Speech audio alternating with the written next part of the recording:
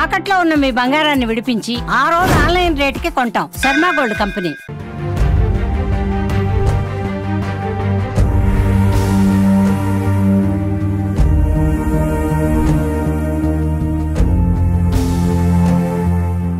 నా పేరు తిరుమలేష్. ఏం జరిగిందన్న మీ అక్క విషయంలో? ఫస్ట్ నుంచి నీకేం తెలుసు? మా అక్క విషయంలో ఫోన్ చేస్తాంటాడు. తన బెదిరిస్తా, లోకేష్ బెదిరిస్తా చెప్తాంటాడు. మా అక్క చెప్పకుండా ఉంటది అట్నే సార్. అంతే. చూసావా లోకేష్? నీతో ఎప్పుడన్నా మాట్లాడడం ట్రై చేశాడు? నిన్న ఏం చెప్పి వెళ్ళింది? మీరు ఇద్దరు ఒకేసారి వెళ్ళారా ఇంట్లో నుంచి? నేను సాయంత్రం మా ఫ్రెండ్ స్కూటీలో వస్తా 5:30కి అనింది. నేను స్కూల్కి వెళ్ళాం ముందే 7:50కే. మా అక్క వెళ్ళింది. మా అమ్మ అదే లాస్ట్ వీధి వరకు చూసిందంట, పోయిందంట. నుంచి ఎక్కడ పోయిందో తెలుసు. మీకు ఎప్పుడు తెలిసింది మీ అక్కకి ఇట్లా జరిగిందని? 9:10కి జరిగింది రాత్రి మార్నింగే.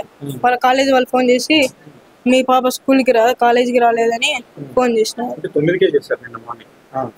మా నాన్న మా అమ్మకు 10కి చేసినాడంట. మా అమ్మ మా ఊరి నుంచి వచ్చేదానికి టైం 11 అయింది. మా అన్న గంటిగా పోయి చూసేదానికి వాళ్ళిద్దరు పారిపోయినారంట. ఎక్కడికి వెళ్ళిందో తెలుసుకోవాలి. మళ్ళీ తర్వాత మీరు పోలీస్ వాడు ఎలాంటి వాడు? లోకేష్ వాడు వేస్ట్ ఫెల్. ఏం చదివినారు? ఏం చదివినారు? మీ ఊరేనా? చిన్నప్పటి నుంచి వాడు పరిచయం? నాకేం లేదు. ఊర్లో ఏం చేస్తుంటాడు? అదే రౌడీ జనం. బైక్ ఉన్నాడు. వాళ్ళ అమ్మ నాన్న ఏం చేస్తారు? వాళ్ళు పట్టించుకోరు. ఏం చేయాలంటే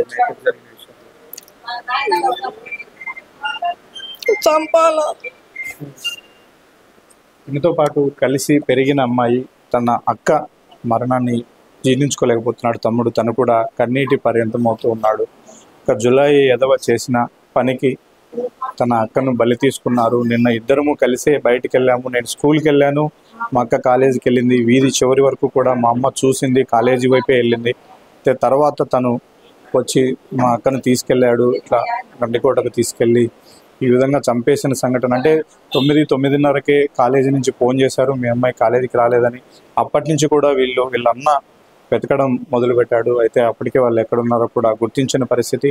నిన్న వాళ్ళ నాన్న పనికి వెళ్ళిపోయాడు. వాళ్ళ అమ్మ డ్వాక్రా డబ్బులు కట్టడం కోసం వాళ్ళ సొంతూరు ఎర్రగుంట్ల మండలంలో ఉండేటువంటి వాళ్ళ విలేజ్కు వెళ్ళింది. ఎవరు కూడా నిన్న అంటే వెంటనే స్పందించడానికి ఎవరు అందుబాటులో లేరు. తీరా వీళ్ళందరూ స్పందించి వెతికే లోపలే అక్కడ దారుణ సంఘటన జరిగింది. ఇక చివరికి పోలీసులకు ఫిర్యాదు చేసిన నేపథ్యంలో ఈ దారుణం అంతా కూడా వెలుగు చూసిన పరిస్థితి కనిపిస్తుంది. ఇంట్లో ఉన్నటువంటి అందరూ బంధువులు కూడా వచ్చారు. ఆ అమ్మాయి ఫోటోలను చూసుకుంటూ వాళ్ళు పాత జ్ఞాపకాలను నెమరు వేసుకుంటూ కన్నీరు మున్నీరు అవుతున్నారు.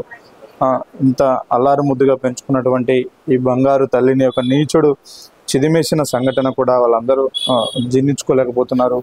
కఠినంగా శిక్షించాలి. తమ అక్కను, తమ కూతుర్ని ఇబ్బంది పెట్టి ప్రాణాలు తీసినటువంటి వాటిని కఠినంగా శిక్షించాలని చెప్తూ ఉన్నారు.